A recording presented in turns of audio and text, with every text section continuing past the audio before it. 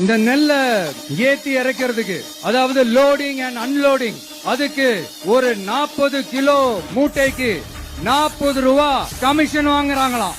அரசாங்கமே ஒரு மூட்டைக்கு 10 ரூபா கொடுக்கறாங்க. ஆனா இவங்க அதுக்கு மேல 40 ரூபா கமிஷன் வாங்குறாங்க.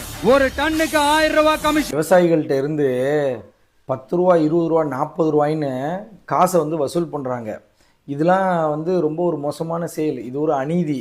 இதை நம்ம தடுத்து நிறுத்திடுவான் அப்படின்னு பேசின விஜய் அவர்கள் வந்ததுக்கப்புறம் வாய் திறக்காமல் இருந்தால் கூட பரவாயில்ல, அதுக்கு நியாயம் சொல்கிறதுக்காக ஒரு அமைச்சரை அனுப்பி வச்சிருக்கிறாரு. அந்த உணவுத்துறை அமைச்சர் அங்கே போய் என்ன சொல்கிறாருன்னா, அதாவது லேபர்ஸ் சுமை தூக்குறாங்க, சுமை தூக்கி அங்கே சுமை இறக்குறாங்க. அப்படி இறக்கும்போது அவங்களுக்கு காசு கொடுக்கணும்.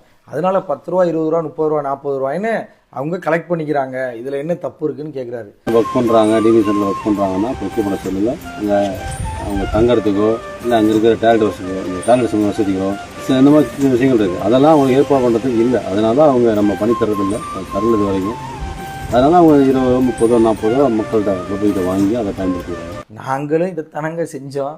அப்போ திமுக ஆட்சி காலத்தில் இதுதானங்க நடந்துச்சு. அப்போ நீங்கள் என்னங்க சொன்னீங்க? இது ஊழல்ன்றீங்க. இது ஊழலை திமுக அரசு செய்யுதுன்னு சொன்னீங்க. இப்போ அதே ஊழலை நீங்கள் வாழ்வாதாரம்னு பேசுகிறீங்க.